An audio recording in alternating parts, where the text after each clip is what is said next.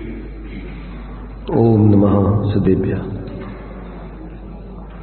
ओम नमः सदेभ्यः।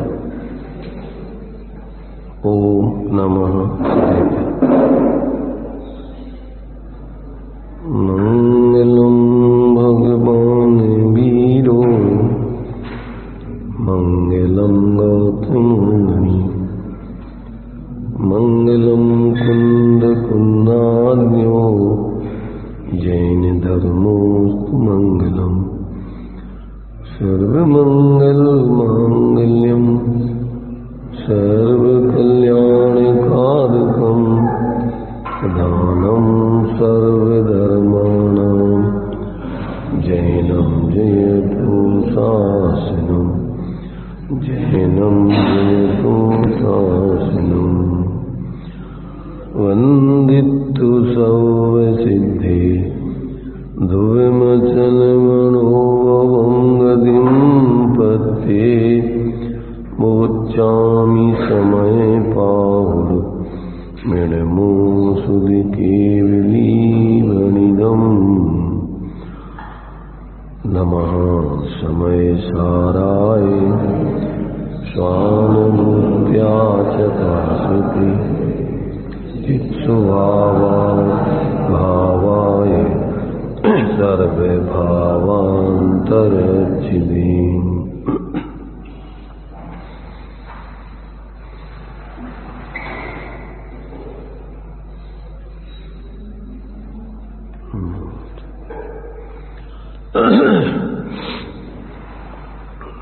विषय अपना चल रहा था समय सार जी ग्रंथ की 35वीं गाथा के माध्यम से। इसमें पर भावों को या पर का त्याग करने की विधि यहां पर बताई गई है। कैसे हम पर का त्याग करके, पर भावों का त्याग करके कैसे स्वा को और स्वभाव को अपने जीवन में प्रकट करें, ये बात यहाँ पर स्पष्ट की गई है। बहुत ही सरल तरीके से ये अपन को यहाँ पर बात बतलाई गई है। तो यहाँ अपन ने कल आचार्य अमृतचंद देव के कलश के माध्यम से उस विधि को यहाँ पर अपन ने पढ़ा था, समझा था। आज आचार्य जयसेन स्वामी जो तात्पर्य वृत्ति में इसका खुलासा करते हैं, उसके माध्यम से अपन यहाँ विचार करते हैं। तो इसमें देखिए क्या दिया हुआ है। अप्रत्यख्यान के विषय में दृष्टांत कहते हैं। प्रत्यख्यान माने त्याग, जो अपना नहीं है, जो अपने लिए हितरूप नहीं है, उसका किस विधि से त्याग किया जाता है, वो विधि यहाँ पर बतलाई गई। दृष्टांत पूर्वक उसको स्पष्ट कर रहे हैं। यहाँ कहते हैं जह नाम को भी पुरुषो पर दब्ब मृणंती जानिदम चयति। जैसे कोई पुरुष वस्त्र आभरण आदि को ये परद्रव्य हैं ऐसा जानकर छोड़ देता है, तह सव्वे पर भावे नाउण विमुंचिदे नानी। उसी प्रकार मिथ्यात्व रागादि पर भावों को, पर पर्यायों को स्वसंवेदन ज्ञान के बल से पर जानकर विशेष रूप से मन वचन काया की त्रिशुद्धि पूर्वक स्वसंवेदन ज्ञानी उन्हें छोड़ देता है। यहाँ भावार्थ यह है कि जैसे कोई देवदत्त नाम का पुरुष दूसरे के वस्त्र को भ्रम से अपना मानकर धोबी के घर से लाकर और ओढ़कर सो जाता है, बाद में उस वस्त्र के स्वामी द्वारा अन्य व्यक्ति द्वारा वस्त्र के वस्त्र का जो स्वामी है ऐसा वो अन्य व्यक्ति के द्वारा वस्त्र के आंचल को खींचकर उसको उघाड़ कर कहते हुए उसको उघाड़ते हुए उस वस्त्र को विके लांछन माने चिन्ह को उसको बतलाकर उसको निरीक्षण बतलाता है। तो वो उस चिन्ह के निरीक्षण करके चिन्ह को देख करके यह वस्त्र दूसरे का है ऐसा मानकर उस वस्त्र को छोड़ देता है। इसी प्रकार यह ज्ञानी जीव भी अत्यंत ज्ञानी बैरागी गुरु द्वारा ये मिथ्यात्व रागादि विभाव भाव आत्मा के स्वभाव नहीं है, एक शुद्ध आत्मा ही तुम्हारा स्वभाव है। इस प्रकार समझाए जाने पर उन सब भावों को पर के ही हैं ऐसा जानकर तत्काल छोड़ देता है तथा शुद्ध आत्मा की अनुभूति का अनुभव करता है। इस प्रकार ये दो गाथाएं जानना चाहिए। देखो, यहाँ पर अपन विचार करें। आज अपन भगवान महावीर स्वामी का निर्वाण दिवस मना रहे हैं। मोक्ष कल्याणक कहो, निर्वाण दिवस कहो। ये विधि जो अपन ने अभी इस गाथा में पढ़ी और वो निर्वाण दिवस, इन दोनों का अपन को अब सुमेल बनाना है। इसमें भी ये निर्वाण करने की विधि बता रहे हैं, जीव का मोक्ष कैसे होता है इसकी विधि बता रहे हैं। अभी अपन भगवान महावीर स्वामी के निर्वाण दिवस के संबंध में विचार करो। पहले अपन अब बोलते हैं आज भगवान महावीर स्वामी का मोक्ष कल्याणक है। शास्त्रों में जितने कथन होते हैं वो सभी नए सापेक्ष होते हैं, विवक्षा के माध्यम से वो कथन किए जाते हैं। अब हम पूछे कि भगवान महावीर स्वामी का निर्वाण या मोक्ष आज किस रूप में है, तो आपको बताना पड़ेगा कि आज भगवान महावीर स्वामी का 2549वां निर्वाण दिवस मनाया जा रहा है। क्या बोलना पड़ेगा आपको? आज भगवान महावीर स्वामी का 2549वां निर्वाण दिवस मनाया जा रहा है। तो कौन सी नए का कथन हो गया? ये भूतपूर्व नेगम नय की अपेक्षा अपन ने ये कथन किया है। भूतपूर्व नेगम नय क्या कहलाता है? भूत में जो भी घटना घटी हो उसको आज के दिन में स्थापित करके और उसको जैसे आज ही घटी हो इस प्रकार से कहना। इसका मतलब क्या हुआ कि आज से 2549 वर्ष पहले भगवान महावीर स्वामी का मोक्ष हो गया। अब हम आपसे पूछें कि भगवान महावीर स्वामी का कौन सा मोक्ष हो गया? मोक्ष के कई भेद हैं। एक होता है स्वभाव मोक्ष या शक्ति मोक्ष को, एक होता है शक्ति मोक्ष, एक होता है दृष्टि मोक्ष, एक होता है कसाय मोक्ष, एक होता है जीवन मोक्ष, एक होता है संसार मोक्ष। अब हम पूछे कि उनका कौन सा मोक्ष हो गया?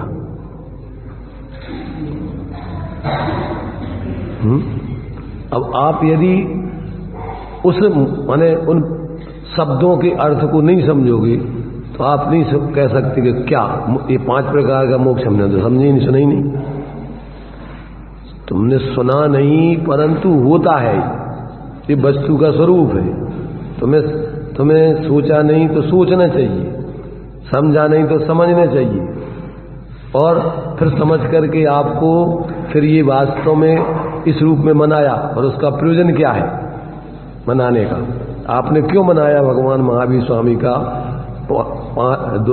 कितना 2549वां मोक्ष कल्याण, उसको मनाने का प्रयोजन क्या है? ये सारी बातें जब तक अपन नहीं समझेंगे तब तक एक परंपरा चल रही, उस परंपरा के आधार से मनाने में कोई लाभ नहीं मिलता है। तो अब आप कहोगे भई ये बताओ, हम नहीं समझते कि 5 प्रकार का मोक्ष कौन सा है, कैसा मोक्ष है 5 प्रकार का। तो आपको ये ज्ञान होना चाहिए कि प्रत्येक आत्मा में मुक्त होने की सामर्थ्य विद्यमान है। क्या है प्रत्येक आत्मा में? मुक्त होने की शक्ति प्रत्येक आत्मा में विद्यमान है। उसको बोलते हैं शक्ति मोक्ष। स्वभाव प्रत्येक जीव का स्वभाव मुक्त स्वभावी है, बंधन स्वभावी नहीं है। तो फिर मुक्त स्वभावी है तो ऐसा भगवान महावीर स्वामी के जीव ने महावीर स्वामी की पर्याय में, जिस पर्याय में मोक्ष हुआ उससे 10वें भाव पहले सिंह की पर्याय में इस बात को समझा था। क्या किया था? भगवान महावीर स्वामी की जीव ने ये बात, भगवान महावीर जिस पर्याय में मोक्ष उनका हुआ, संसार मोक्ष हुआ, उस पर्याय से उन्होंने 10वें भाव पूर्व ये बात समझी थी। भगवान महावीर स्वामी का सेगे रूप में जो जीव था उसका आहार करना तो मांस भक्षण ही है। मांस भक्षण के लिए जैसे जीवों को मारता है उसके पाप का बंध होता है, पाप का बंध होता है। अभी उसका समाधान दिया जाएगा। अभी पहले हम जो जितना समझा रहे ना उसमें उत्तर आ जाएगा आपको। क्या कहा हमने? वैसे तो ये भगवान महावीर स्वामी की जीव का अपन जो जीवन चरित पढ़ते हैं तो भगवान आदिनाथ के समय था ये, और भगवान आदिनाथ के परिवार में पैदा हुआ था। भरत चक्रवर्ती के पुत्र के रूप में, मारीची के रूप में था। पर उस समय उसने भगवान आदिनाथ की बात को नहीं माना, नहीं समझा और अपने मनमाने तरीके से क्या धर्म का नेता बन गया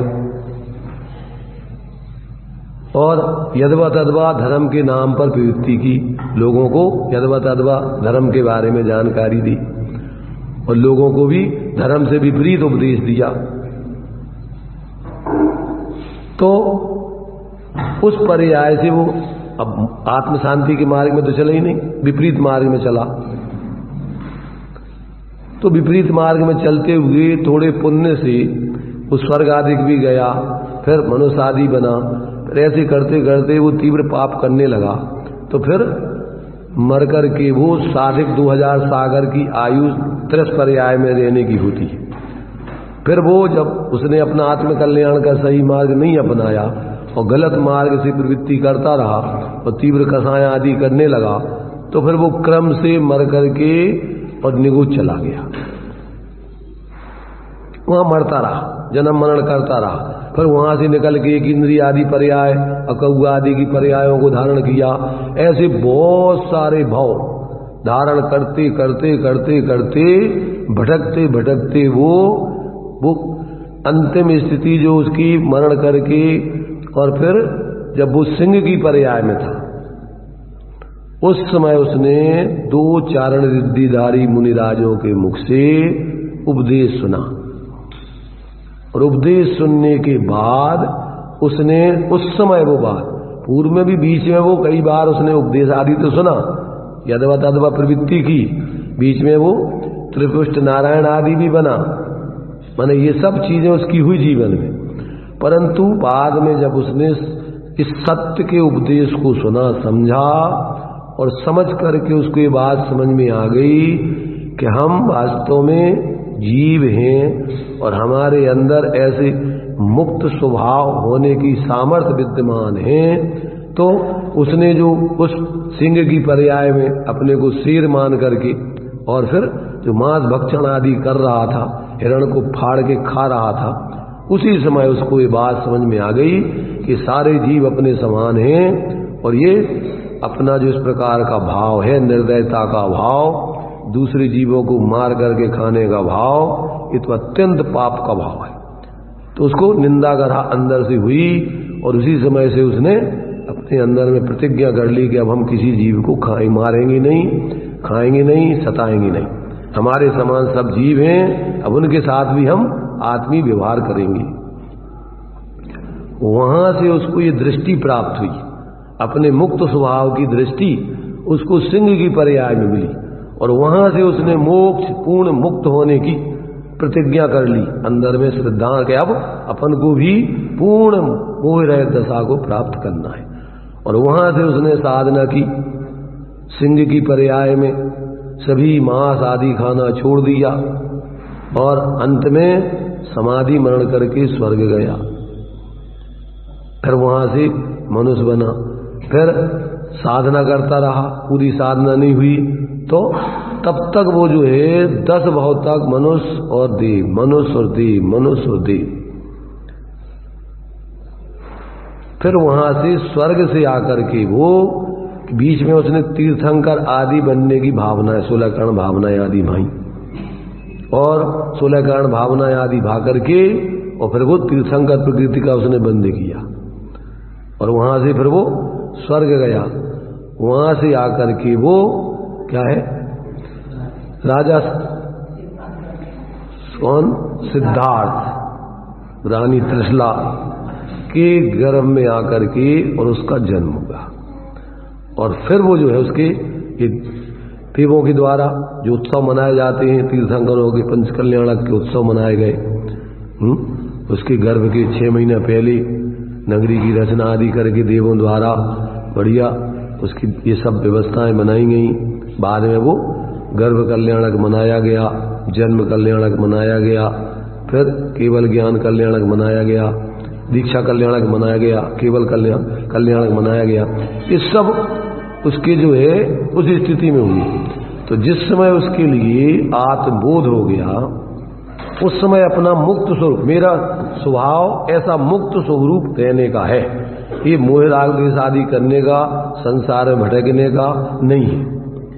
ये सब बातें जो है उसको उस समय समझ में आ गई और अंतर में उसने अपने ज्ञान में, क्योंकि वो जीव तो सभी है, अपने को भूल करके व्यर्थ में पर में मूर्छित होकर के परेशान हो रहे। जब ये बात समझ ली तो अंतर में उसने अपने ज्ञान में उस ज्ञान स्वरूप आत्मा की अंदर अनुभूति प्रतीति कर ली और वहां से उसका जो है अब उसी में उसको आनंद, अतीन्द्रिय आनंद आना चालू हुआ। तो उसी पूर्ण आनंद में रहने के लिए उसकी भावनाएं चालू हुई, उसी के लिए अब वो प्रगतिशील रहा और उसी स्वरूप की आराधना करता रहा। करते करते जिस भाव में वो भगवान महावीर की जीव के रूप में, महावीर के रूप में पैदा हुआ और वहां उसने पूर्ण स्वरूप साधना करके, पहले दृष्टि मोक्ष तो उसके पहले ही से चल रहा था, अपने को शरीर आदि से भिन्न, राग आदि से भिन्न चैतन्य स्वरूप आत्मा की अनुभूति तो उसकी बढ़ रही थी। अब लीनता विशेष नहीं कर पा रहा था, थोड़ी लीनता चल रही थी पर पूर्ण स्वरूप की लीनता उसकी नहीं हो पा रही थी। उसके लिए उसने उस पर्याय में विशेष पुरुषार्थ किया। तो पहले माने 30 साल तक तो वो गृहस्थ अवस्था में ही रहे। 30 साल के बाद उन्होंने संपूर्ण ये संयोग आदि छोड़कर बाहर से और अंदर में अपने उस स्वरूप की आराधना करने के लिए मुनि दीक्षा धारण कर ली। तो मुनि दीक्षा धारण करके फिर 12 साल तक वो अपनी स्वरूप आराधना में उत्कृष्ट रूप से अभ्यास करते रहे और करते करते करते उसको 12वें साल के अंत में उनके लिए वो उसका पुरुषार्थ उत्कृष्ट रूप से सफलता की ओर बढ़ा और उस पर उसी स्थिति में उन्होंने क्या है, 6ठम 7म गुणस्थान की साधना तो वो मुनि अवस्था में करते रहे 12 साल तक। और बाद में उन्होंने जब शुक्ल ध्यान माने उत्कृष्ट रूप से अपने स्वरूप की एकाग्रता को बढ़ाया, तब जाकर के उन्होंने 10वें गुणस्थान के अंत में क्या कर दिया, कसाय मोह का नाश कर दिया। 12वें गुणस्थान में आए, क्षीण मोही बने। फिर इसके बाद उसी स्वरूप की एकाग्रता में उनको 3 घात या पहले तो मोह का घात समाप्त हो गया, अभाव हो गया, क्षय हो गया। क्षीणमोही बन गए। बाद में फिर और स्वरूप की एकाग्रता के बल से उसी समय उनके ज्ञानावरण, दर्शनावरण और अंतराय 3 घातीय कर्मों का और अभाव हो गया, और फिर उनके पूर्ण जो अपने अनुजीवी गुणों के बाधक कर्म थे उनका पूर्ण अभाव हो गया। तो आत्मा के पूर्ण अनंत दर्शन, अनंत ज्ञान, अनंत सुख आदि उनको पूर्ण प्रकट हुए। उस समय उनके भाव मोक्ष हो गया, जिसको अपन जीवन मुक्त दशा बोलते हैं। अब वो जीवन रहते हुए भी पूर्ण मोक्ष का आनंद भोग रहे। अभी तो सिर्फ उनके अब वो क्या रह गया, 4 अघातीय कर्म रह गए और शरीर आदि 9 कर्म का संयोग रह गया, परंतु अंदर में उनको अब कोई तकलीफ नहीं। जैसी सिद्ध भगवान परम आनंद भोग रहे, वैसा ही अंदर में वो पूर्ण मोक्ष का, मोह रह दशा का आनंद, अनंत चतुष्टय को प्रकट करके भोग रहे। अब उनके लिए कोई भी तकलीफ किसी प्रकार की नहीं है। अब जब तक ये आयु कर्म है, तब आयु कर्म जब तक रहेगा तब तक उनको अभी इस शरीर में रहना पड़ेगा। क्यों कि इन 8 कर्मों का अपना अपना कार्य है। 4 घातीय कर्मों का जब तक जीव के साथ उदय चलता रहता है तब तक वो अनंत चतुष्टय को प्राप्त नहीं कर सकता, यानी पूर्ण अपने गुणों की निर्दोष दशा प्रकट नहीं कर सकता। तो ये जो है, ये जब जीव को ऐसे अपने जीव का परद्रव्यों से भिन्न ऐसा विश्वास आता है और अंदर में अपना स्वभाव ऐसा मोह रहित होने का है, मोह में प्रवृत्ति करने का नहीं है, ऐसा अंदर में अपनी शक्ति का विश्वास आता है, तो फिर अपने उस पर से अपना एकत्व मत तो छोड़ ही देता है, अपने ही स्वरूप में एकाग्र करने का पुरुषार्थ उसके जागृत होता है। अब जितना जितना पुरुषार्थ जागता जाता है उतना उतना वो जो है अपने अंदर का इंद्रिय आनंद, निष्कषाय पने का आनंद उसके जीवन में आता जाता है। तो ये जो है, मैंने पहली दृष्टि मुक्त, शक्ति रूप से तो सब जीव मुक्त स्वभाव ही हैं। सभी जीवों के अंदर क्या है, मोक्ष प्राप्त करने की सामर्थ्य है, शक्ति। यहां तक के अभव्य जीवों में भी वो शक्ति तो है, परंतु उसकी व्यक्ति वो पर्याय में नहीं कर पाते हैं।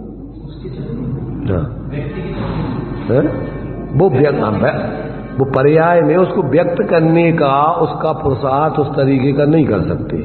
उनकी पर्यायगत योग्यता ऐसी नहीं होती कि वो शक्ति को व्यक्त करके पर्याय में उसको माने सम्यक दर्शन आदि प्राप्त करके और मोक्ष दशा प्रकट कर ले।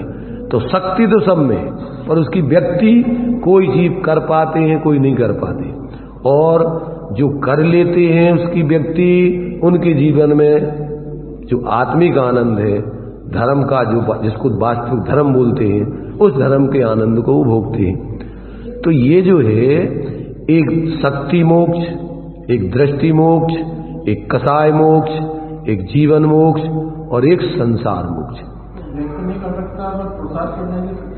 नहीं, पुरुषार्थ करने की शक्ति, अगर पुरुषार्थ तो करता है, परंतु वो पुरुषार्थ उस जाति का नहीं कर पाएगा। जिस जाति का पुरुषार्थ करके जीव मुक्त दशा को प्राप्त होता है, वैसा पुरुषार्थ नहीं करेगा। पुरुषार्थ तो करेगा, वो सुखी होने के लिए साधु तो बनेगा, सब करेगा, परंतु कहां तक जा सकता है? नौवें ग्रेवेक तक की, माने शुभ कार्य जो मुनिराजों के 28 मूल आदि हैं उनका पालन तो करेगा, पर अंतर में इन सारे संयोगी भावों से भिन्न अपने उस एकत्र भक्त आत्मा की अनुभूति प्रतीति करके उसकी लीनता नहीं कर पाएगा। नहीं, उसको कुछ नहीं मालूम पड़ता है। वो तो अपने आप में तो ये समझता है कि भैया प्रश्न पूरा करता है, परंतु उसको कुछ नहीं पता पड़ता। जो भगवान सर्वज्ञ हैं वे बता सकते हैं, वे जानते हैं।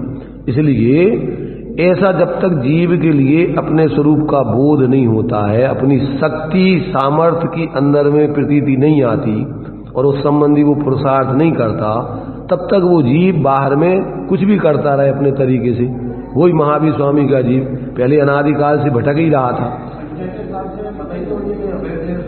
अभव्य जीवों की संख्या भी अनंत है। देखो, जीवों का अपन ने जो शास्त्रों में जो माप पड़ा है, अनंत की संख्या मतलब वो केवल ज्ञानगम है, जिसका अंत नहीं आता। गिनती करते जाओ परंतु उसका कभी अंत नहीं आता। उस अनंत के भी कई वेद हैं, उसमें से जीवों के अनंत को यदि अपन कितने भागों में बांटें कि यदि अपन उन जीवों के अनंत को कितने भागों में बांटें, 4 भागों में बांटें, तो उसको अपन किस रूप में बांटेंगे कि सबसे कम अनंत अभव्य जीवों की राशि है। अभव्य जीव कितने हैं? सभी जीवों में अगर उन जीवों का विचार करो तो सबसे कम संख्या अभव्य जीवों की होती है। किसकी होती है? है अनंत। उसको आप माने शब्दों में आप बता नहीं सकते कि कितनी, वो अनंत है, पर सबसे कम है। सभी आत्मा में मोक्ष प्राप्त करने की शक्ति है, वो उसमें घटित नहीं होती।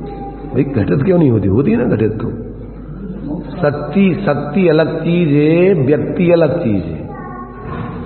उसको व्यक्त करना अलग चीज है और उसको शक्ति देना अलग चीज है, समझे ना?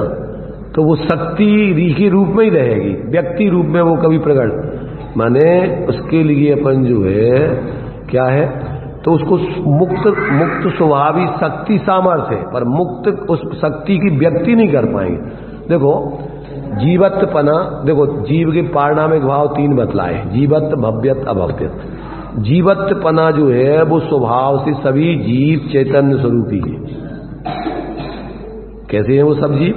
चैतन्य स्वभावी है, वो अनादि अनंत एक रूप स्वभाव वाले।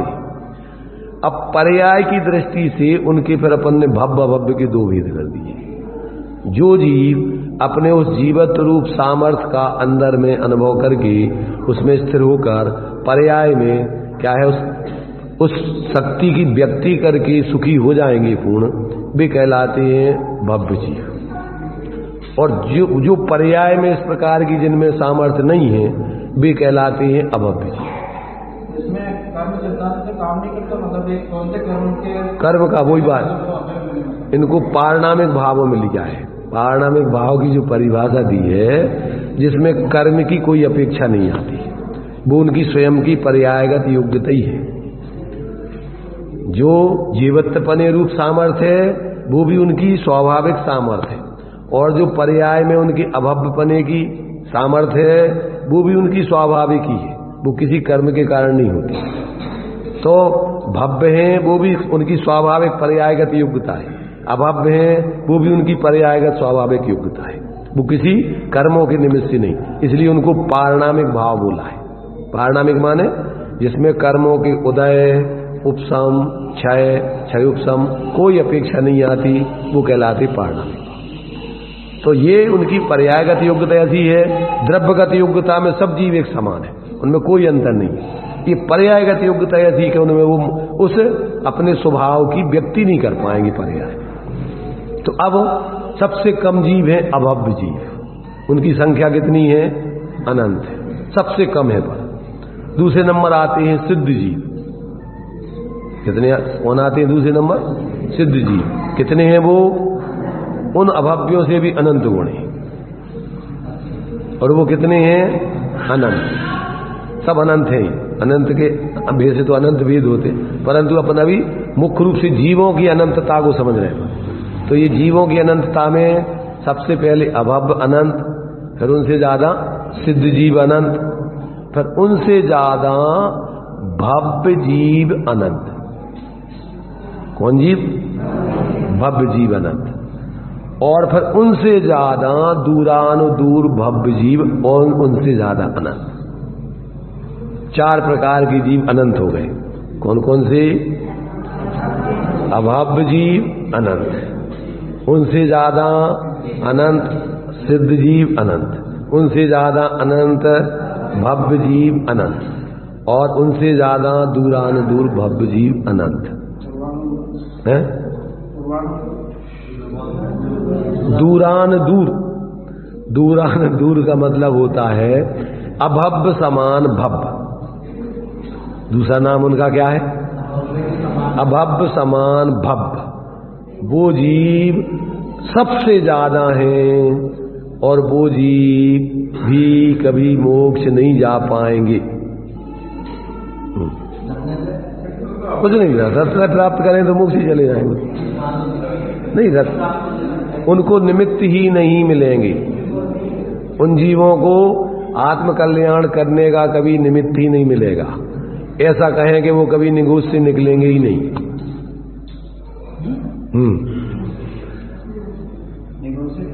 हाँ, वो निगोज से कभी निकलेंगे ही नहीं, वो सदा निगोद में ही। उसके लिए दृष्टांत क्या दिया कि जैसे सुमेरु पर्वत के नीचे सोना हो, वो सोना कभी काम में नहीं आएगा। जो सुमेरु पर्वत के नीचे सोना है वो कभी किसी के काम में नहीं आएगा, वहीं बना रहेगा। तो ऐसी स्थिति ये है। तो अभी अपन को क्या है समझना, ये है कि भगवान महावीर स्वामी का अपन निर्माण उत्सव मनाते हैं, मोक्ष कल्याणक मनाते हैं। तो ये संसार मोक्ष वाला पांचवा कल्याणक है। ये पांचवा मोक्ष, पांचवें प्रकार का मोक्ष है। कौन से कितने प्रकार के मोक्ष बदला है? एक शक्ति मोक्ष, एक दृष्टि मोक्ष, एक कसाय मोक्ष, एक जीवन मोक्ष और एक संसार मोक्ष। तो इनका शक्ति मोक्ष तो उनमें था ही।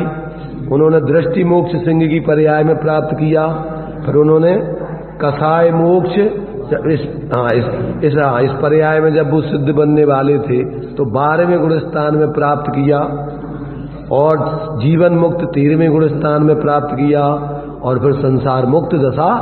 ये 3 प्रकार के कर्म बतलाए। कौन कौन से? त्रिविध कर्म मल वर्जित सिद्ध महानता। 3 प्रकार के कर्म कौन से हैं? अंदर से कहें तो भाव कर्म, द्रव्य कर्म, नु कर्म। अंदर से आओ बाहर की तरफ तो भाव कर्म, द्रव्य कर्म, नु कर्म। तो अभी अपन ने जो भगवान के लिए निर्माण लाडू के रूप में अपन ने जो नारियल चढ़ाया, उस नारियल में ये तीनों चीजें पाई जाती। कौन कौन सी? ऊपर उसके जटाजूट होता है, उसको समझो शरीर के समान, नो कर्म है। उसको पहले अलग छील के अलग कर दिया जाता है। फिर उसके अंदर वो एक और कर्म का खोल रहती है, वो खड़क ऐसी, वो जो है ऐसी वो खोल को भी अलग कर दिया जाता है, वो हो गया द्रव्य कर्म। इसके अंदर और एक खाल चढ़ी रहती है, वो उसी से चिपकी रहती है उस नारियल से, उसको भी छोल के अलग कर दिया जाता है, और फिर अंदर वाइट गोला निकल आता है। ऐसा ये प्रतीक अपन को, ऐसा अपन को, ऐसी अपनी अच्छा वो जो निकलता है तो पहले अपन को ज्ञान में होना चाहिए कि नारियल के अंदर ऐसा इसका स्वच्छ स्वरूप अंदर विद्यमान है। जिस समय अपन नारियल अपन ने फोड़ा तो अपन को पहले ऊपर का खोला लग गया। यहां अपन ने वो विधि समझी काहे कि पर भावों को त्याग करने की, पहले तो बाहर के संयोगों को छोड़ दिया स्थूल रूप में, फिर अब यहां अंदर में देखो इन 3 चीजों को अपन, ये तो चूंकि अपन ने स्थूल रूप में समझ लिया निकालने का, पर यहां आत्मा का अनुभव करने के लिए वो विधि कुछ दूसरी है। यहां शरीर को अपन को संयोग अलग है, कर्म अलग है। अब रागादिक को अलग करने की विधि दूसरे प्रकार की बतलाई। ये अपन जो पढ़ा अभी कि जैसे धोबी के यहां से ला करके कपड़ा अपना नहीं है ये जान लिया तो वो तो अलग कर दिया, समझ गए ना। ये तो दृष्टांत अपन को स्थूल रूप में दे दिया है। अब तत्संबंधी जो भाव थे, कौन से कि ये मेरा है, ये कपड़ा मेरा है, अब वो भाव भी अपन को अब अपना नहीं है, वो ये अपन को उस भाव को भी छोड़ देना है। अब उस भाव को छोड़ने का उपाय क्या है कि तुम्हारा कपड़ा कौन सा है, तुम्हारा चद्दर भी अपन धोबी के यहां से बदले आ गया तो तुम्हारा चद्दर तुम्हें मिले तो फिर उसमें तुम्हारा अपनापन आ जाएगा कि ये है मेरा चद्दर, तो ये मेरा नहीं है, तो बस उसमें ही अपनापन आ जाएगा, उसी को उड़ोगे आप। तो ऐसे ही आपको आपके ज्ञान में कि ये संयोग आदि तो अपन है नहीं, अपने है नहीं, ये तो मोटा समझ में आ जाएगा। ये शरीर आदि भी अचेतन है, ये भी अपन अनुमान से समझ सकते हैं, क्योंकि लोग इसमें से जब आत्मा निकल जाती है तो ये शरीर यहीं पड़ा रहता है, ठीक है ना। अब अपन को ये जो भाव अपने विकारी हो रहे हैं ये एक जैसे नहीं रहते हैं, बदलते रहते हैं। तो इसमें कोई कारण होने चाहिए बदलने का। जैसे झंडा हल रहा है, कभी ज्यादा हिलता है, कभी कम हिलता है, तो उस हिलने का कोई कारण तो होने चाहिए। अपने आप तो नहीं हिलता है वो, अपने आप तो वो बिल्कुल शांत रहता है। तो अपन उसका अनुमान कर सकते हैं कि इसमें कोई हवा लग रही है, कभी तो तेज लगती है, कभी मद्दी लगती है, जब वो लगती है तो ये झंडा हिलता है। ऐसे ही अपने अंदर जो भाव हो रहे हैं, वो जो द्रव्य कर्मों का उदय आता है, उसमें जब ये जीव जुड़ता है तो कभी तीव्र परिणाम कसाय के होते हैं, कभी कैसे ही होते हैं, कभी कैसे ही होते, जिधर की हवा चलती है उधर की तरफ उड़ने लगता है। ऐसे जैसे परिणाम उदय आता है कर्मों का, उसमें जुड़ के जीव के वैसे वैसे भाव होने लगते हैं। तो अपन को समझ में आया कि ये अपना झंडे का हिलने का स्वभाव नहीं है, ये किसी के कारण से हिल रहा है। तो वो कारण उसको अपन को नहीं दिख रहा है, पर झंडा हिलना दिख रहा है। परंतु अंदर में अपन को ज्ञान से निर्णय करें कि ये भी अपना स्वभाव नहीं है, इसमें अपन को आकुलता होती है। अंदर में अपन को जब ये झंडा कम हिलता है तो अपन को शांति रहती है। तो अंदर में अपना शांत निराकुल स्वभाव है। आगम से अपन इसको पहले समझेंगे। उपाय इसका अपन ने नहीं देखा, पर किसने देखा? इस सर्वज्ञ भगवान ने देखा। इसलिए सबसे पहले अपन को आगम का सेवन करने का उपदेश दिया। क्या करो अब? आगम का सेवन। आगम का सेवन का मतलब क्या होता है? आगम को क्या करो? खाओ क्या? आगम का सेवन माने क्या? शब्दों में और अर्थों में वाचक वाच्य नियोग संबंध है। पदों में और अर्थों में वाचक वाच्य नियोग संबंध है। पद माने जीव, ये पद है। अब उसका कोई बताना वाच्य भूत कोई अर्थ होने चाहिए। द्रव्य गुण पर्याय को अर्थ बोलते हैं। अर्थ किसे बोलते हैं? द्रव्य गुण पर्याय अर्थ कहलाती हैं। तो ये जीव द्रव्य है, ये गुण है, ये पर्याय है, तो ये जीव द्रव्य है। एक अर्थ अपन को कि ये जीव द्रव्य है। अपन को कहा कि जीव द्रव्य, दो प्रकार के द्रव्य बतलाए मूल में, द्रव्य संग्रह में दोपहर में पढ़ रहे हैं। जीवम अजीवम द्रव्यम, तो ये दो जाति के द्रव्य हैं। उसमें से जिसमें ज्ञान दर्शन है, जान देख रहा है, वो जीव चेतन नाम का द्रव्य है। और जिसमें ज्ञान दर्शन आदि नहीं है, वो अचेतन नाम के द्रव्य हैं। ऐसा अपन को ज्ञान में शब्दों से उस अर्थ का भाव अपन को परोक्ष रूप में पहले निर्णय में आने चाहिए। अब अपन जीव है, स्वयं संगी पंचेंद्री है, तो अपन को ये अनुमान आदि हो सकता है। आगम से पढ़ा, अपन युक्ति तर्क से भी विचार कर सकते हैं। क्या कि हाँ, अपने अंदर भी जानना देखना निरंतर हो रहा है। कभी अपन को जब अपने शरीर के अनुकूल वातावरण होता है तो अपन को अच्छा लगता है, विपरीत वातावरण होता है तो बुरा लगता है, क्योंकि शरीर में अपना अभी एकत्व ममत्व है। तो उसके कारण उसमें अपन जुड़ करके दुख का अनुभव करते। तो ये दुख का अनुभव करने वाला ज्ञान में होता है। ये सुख दुख तो बदलते रहते हैं, परंतु ज्ञान जानने वाला ज्ञान अपन को याद बना रहता है कि पहले हमें ऐसा ऐसा, जब कोई ने हमें सुई चुबाई तो हमें ऐसी तकलीफ हुई थी, तो वो ज्ञान उस समय भी विद्यमान है। ऐसा अपन ज्ञान में भेद विज्ञान कर सकते हैं कि जो जानने वाला है वो जीव है और ये शरीर आदि तो अजीब है, और जो अंदर सुख दुख आदि का वेदन हो रहा है ये आश्रव भाव है, ये विकारी परिणाम है। ये अपन निर्णय कर सकते हैं, ये बदलते रहते हैं। तो ये भी अपन नहीं है।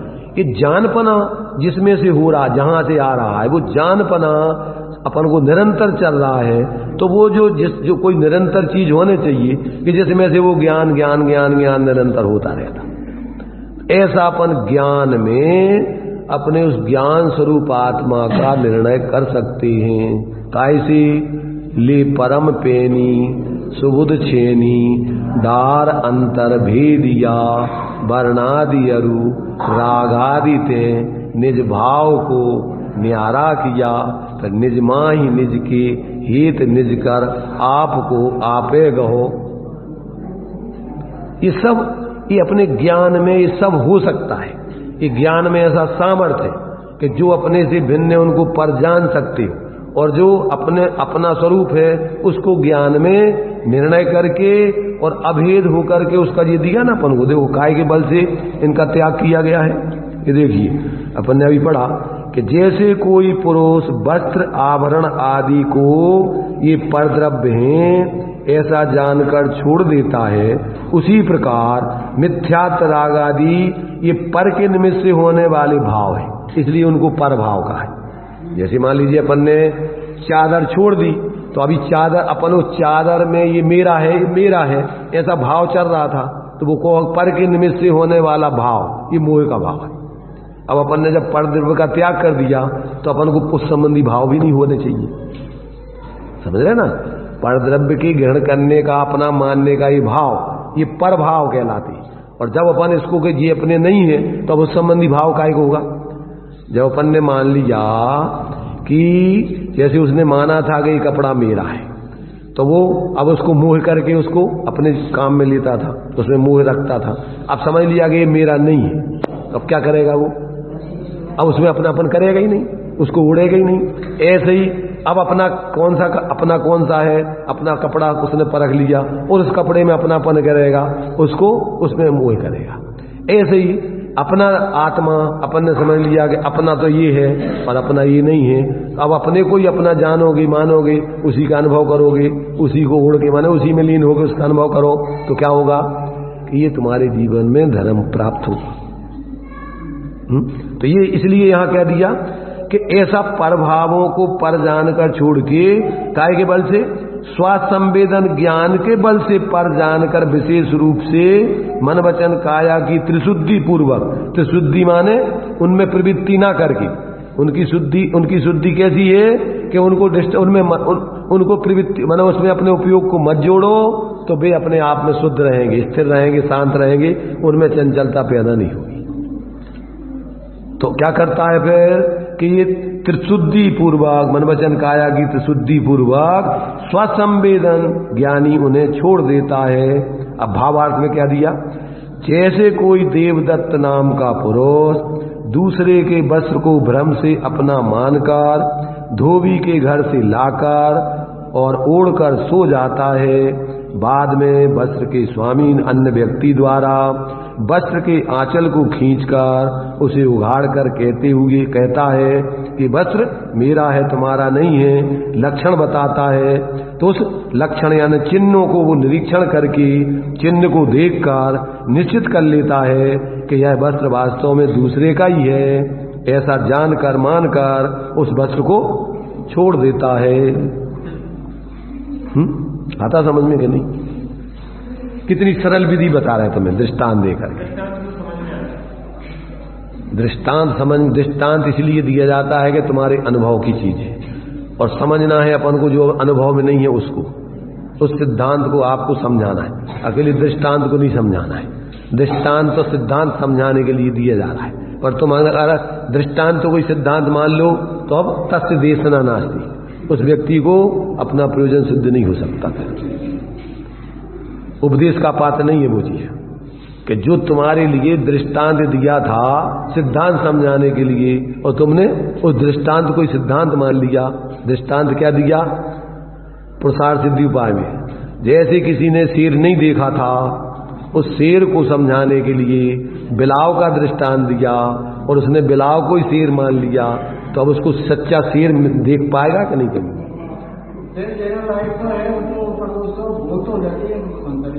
यहाँ उपदेश देने से मतलब है कि अब जो व्यक्ति, ये बताओ सुनो, जो व्यक्ति अब शेर को ही बिलाव को ही शेर मान करके बैठ गया, और हम कहेंगे कि ये शेर नहीं है, और वो कहे नहीं नहीं नहीं यही शेर है, तो अब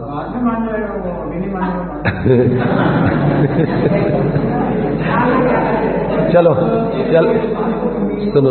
सुनो, तुम्हारी बात एक दृष्टि से सही है, सुनो, पर यहाँ आचार्य क्या कहना चाह रहा है उसको भी समझो। आचार्य ये कहना चाह रहे, अगर वो अपनी जिद को नहीं छोड़ेगा,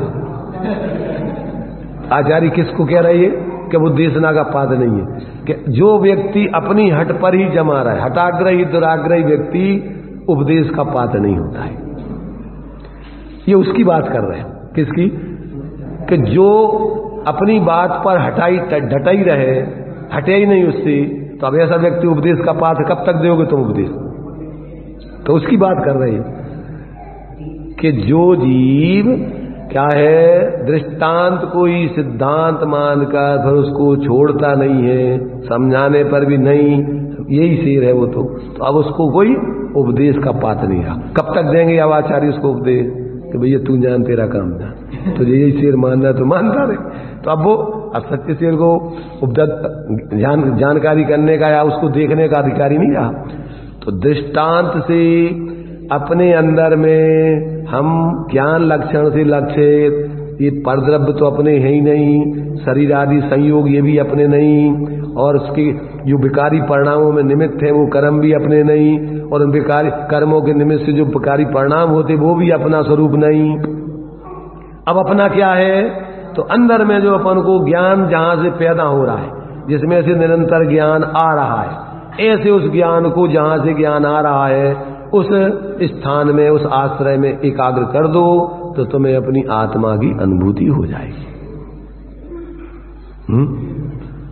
उसका आधार, उस ज्ञान का आधार, जैसे अपन को सूर्य नहीं दिख रहा है, बादल आए हुए हैं, परंतु उसमें से जो प्रकाश निकल रहा है वो प्रकाश बादलों में से नहीं आ रहा है। तो अपन कहां उस सूर्य को अंदर में देखना है, तो अपन उस प्रकाश को पकड़ के चले जाओ, तो जहां से वो प्रकाश आ रहा है वो प्रकाशक आपको अनुभव में आ जाएगा। ऐसे ही अपना ज्ञान जहां से आ रहा है, अपन उस ज्ञान को लक्षित करके अंदर में एकाग्रता, उस ज्ञान को मोड़ो। उसी को शास्त्रों में उपदेश दिया कि जो ज्ञान 5 इंद्रियों मन के माध्यम से अपने पानी के स्थान से निकल के और क्या कर रहा था, ढलान वाले मार्ग से इधर उधर बाहर बह रहा था, उसके लिए विधि पूर्वक अब अपन मोड़ करके ढलान वाले मार्ग से वो जिसमें से निकला था वहीं जोड़ दें, तो जाके अपने उसी स्थान में पानी में मिल जाएगा ज्यों। तो ये अपन को आचार्य ऐसी ऐसी सहज सरल विधि बता के मोक्ष, जो अपन ने भगवान महावीर स्वामी का मोक्ष कल्याणक मनाया, उसका प्रयोजन क्या है कि हम भी पाऊं ऐसी दशा जैसी तुम धारी। पाऊं गौ हो गौ शब्दों में क्या है। तो ये इस उद्देश्य से अपन को याद दिलाई जाती है कि देखो भाई, ये भी पहले ऐसे ही तुम्हारे जैसे संसार में भटकते थे, उन्होंने इस विधि से ये मोह दशा प्राप्त की, तो अब क्या कि अपने लिए भी अब अपन ये दशा पाना है, इस उद्देश्य से अपन उनके मोक्ष कल्याणक पर भूल जाते हैं अपन। तो अपन को उसकी कम से कम इन व्यवहार माध्यमों से अपन को याद दिलाई जाती कि देखो भैया ये कार्य करने लायक है। इसमें कोई मिठाई खाने की बात नहीं है, अंदर की मिठाई खाने की बात है इसमें। तो है? अपने आत्मा का यथार्थ मीठा खाने का बात है, तो अंदर का रस लेने लायक है, बाहर में रस लेने लायक नहीं है। बाहर के रस लेने से तो आर्तरोध ध्यान होता है, पंचयुग विषयों में आसक्त होकर प्रवृत्ति करने से तो पाप बंद होता है। और ऐसे भगवान महावीर स्वामी ने जो किया काम, उसकी अंदर में भावना, उस रूप साधना करो, तो ये तुम्हारे लिए भगवान महावीर स्वामी का निर्वाण दिवस मनाना सार्थक इसके लिए ही है, और दूसरे कामों के लिए नहीं है, पटाखा फोड़ने के लिए और कुछ भी करने के लिए नहीं है ये। हाँ, ये सब मूर्ता के काम करना। दिवाली को तुम रुपया पैसा देखो, दिवाली खोलो केवाड़ी और तिजोरी खोल लो और सोने चांदी की पूजा करने लग जाओ, तो ये लक्ष्मी नहीं, अंदर में मोक्ष लक्ष्मी, केवल ज्ञान लक्ष्मी, उनके परम शिष्य, प्रथम शिष्य गणधर स्वामी, उनको आज भगवान महावीर स्वामी के निर्वाण होने पर उनको भी उग्र पुरुषार्थ करने की भावना पैदा हुई कि अब हम भी जो है यहाँ नहीं रहेंगे, हम भी आपके साथ ही में अब पहुंचेंगे वहां। तो अब यहाँ साथ में थे और तुम हमें छोड़ के चले गए, नहीं, हम कम नहीं रहेंगे आपसे। और उन्होंने भी तीव्र उग्र पुरुषार्थ किया और अंदर में उपयोगी एकाग्र किया, उनने भी केवल ज्ञान जीवन मोक्ष दशा पाली। केवल ज्ञान की पूजा आदि कैसे? और विधि तो सब विधि है, अपन को लिखी है सब पूजाएं, दीपक आदि जला के हो गया। वो दीपक आदि जला करके अपन को उनका स्वरूप समझना है मूल में, तो कि केवल ज्ञान कैसे पाया जाता है। केवल ज्ञान की पूजा केवल ज्ञान को समझ के और अंदर में अपने केवल ज्ञान स्वरूप आत्मा का अनुभव करके बनाई जाती। बाहर में तो सब ये औपचारिक व्यवस्था है, इनमें कोई दम नहीं है। जब तक अपन मूल में उसका यथार्थ सत्य तत्व नहीं समझे, तब तक ये सब अपन औपचारिकता में तो अनंत काल हो गया व्यतीत करते करते। तो ये जो है ये अपन को बहुत गंभीरता से समझने सुनने का, माने समझने का और विचार करने का, जीवन में प्रयोग करने का अपन को अवसर है। यानी ऐसा सोचो आप कि जिस समय भगवान महावीर स्वामी का निर्माण हुआ होगा और उनको जो सुनने वाले मानने वाले लोग हैं और उनको जैसे ये खबर पड़ी होगी तो जो जहां होगा उसकी क्या दशा हुई होगी।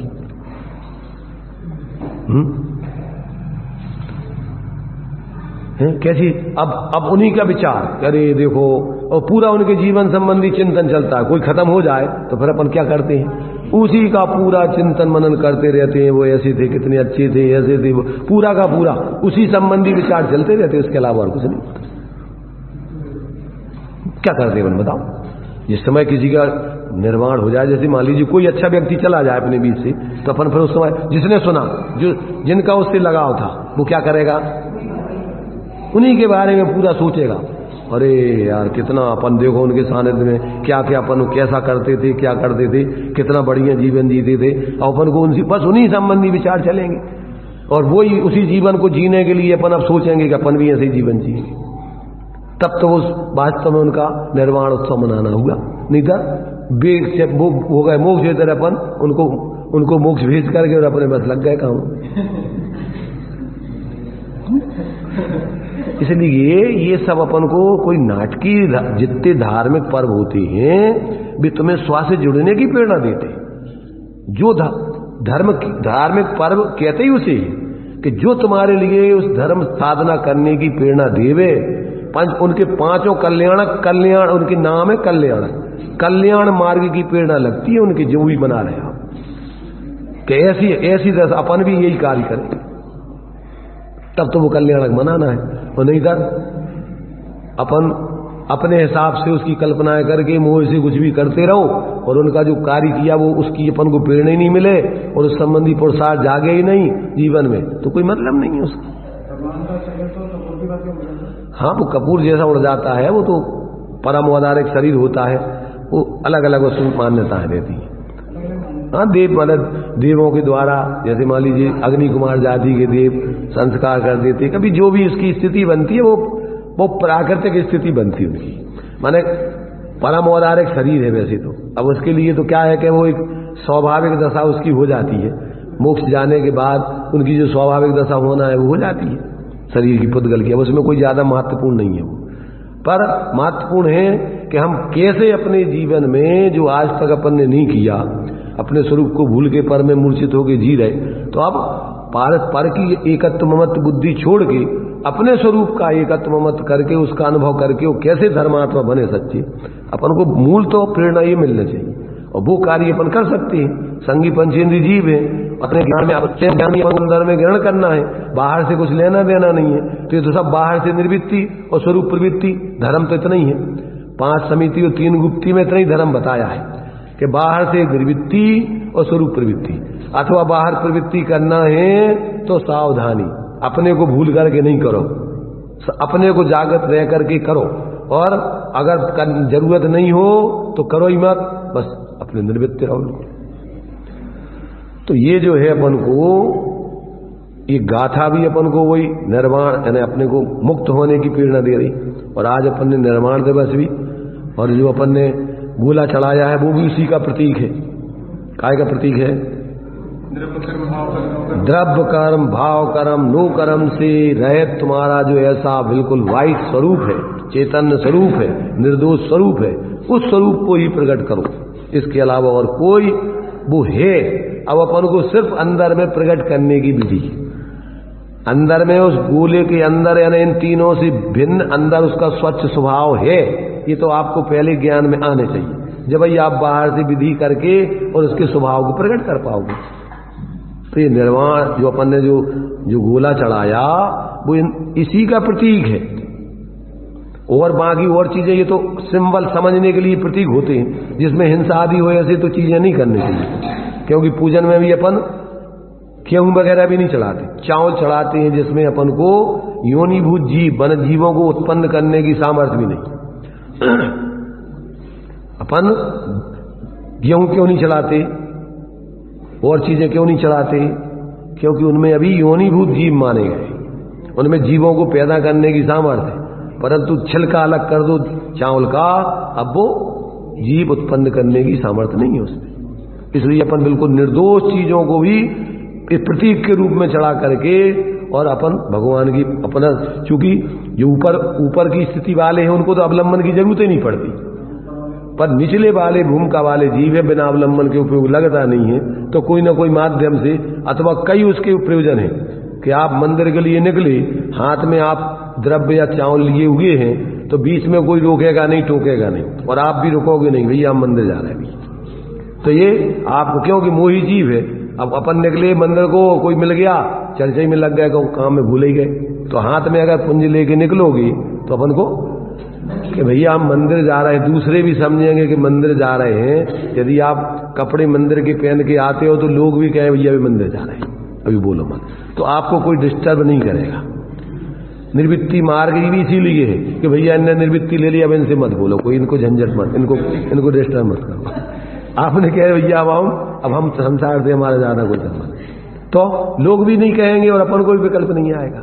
इसलिए व्यवहार में ये निर्वृत्ति की अपन को एक व्यवहार प्रक्रिया है कि आपने प्रतिज्ञा कर ली, सबको पता हो गया कि भैया इनने अब निर्वृत्ति ले ली, अब इनसे अपन फालतू संसार संबंधी कोई चर्चा नहीं करना।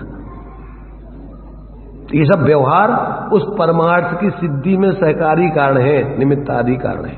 इन सब चीजों की अपनी अपनी उपयोगिता है। ये बराबर अपन को जो यथार्थ उसकी माने आत्म कल्याण की विधि है निश्चय व्यवहार से, वो अपन समझे तो कहीं कोई फालतू का अपन को विकल्प ही पैदा नहीं, और अपन व्यर्थ में बाहर से हिंसा से भी बचेंगे और अंदर में अपन राग द्वेष मोह का भाव करके उस बीच दशा को पालेंगे।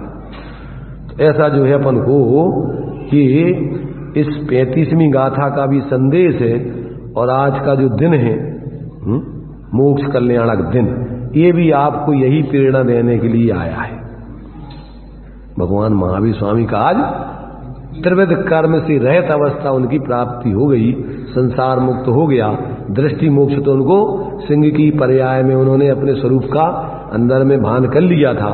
अब उसी की साधना वो 10 भाव तक करते रहे, और अंतिम 10वें भाव में वो क्या है, उसमें सफल हो गए, पूर्ण अपने उस स्वभाव में लीन होकर और संपूर्ण संयोग और संयोगी भावों से पृथक होकर उनकी आत्मा अब अनंत काल तक के लिए परम उस स्वाभाविक दशा में रहेगी। अब किसी प्रकार उनको कोई तकलीफ का कोई काम नहीं रहा, जन्म मरण के चक्कर से छूट गए। ऐसा जो है अपने लिए ये समय सार में 35 गाथा का भी सार, और आज के दिन में जो है निर्माण दिवस का भी सार, ये अपन ने चर्चा संक्षेप में कर ली। अब आगे इसी अनुभूति से परभाव का भेद विज्ञान कैसे हुआ, ऐसी आशंका शिष्य को होने पर पहले तो जो भावक भाव मोह कर्म के उदय के भाव हैं उनसे किस प्रकार भेद विज्ञान किया जाता है, और फिर कौन से भावक दोष और के ज्ञान शंका, फिर गेयों से कैसे पृथकता की जाती है आगे, फिर अभी ऐसे 36-37वीं गाथा में इनको फिर से संक्षेप में बताएंगे, और फिर अंत में उपसंहार के रूप में इस अभी तक के पूरे जीव अधिकार का समापन करके और उपसंहार के रूप में 38वीं गाथा लिखेंगे। चलिए अभी तो अपना टाइम हो गया, ये बता दीजिए।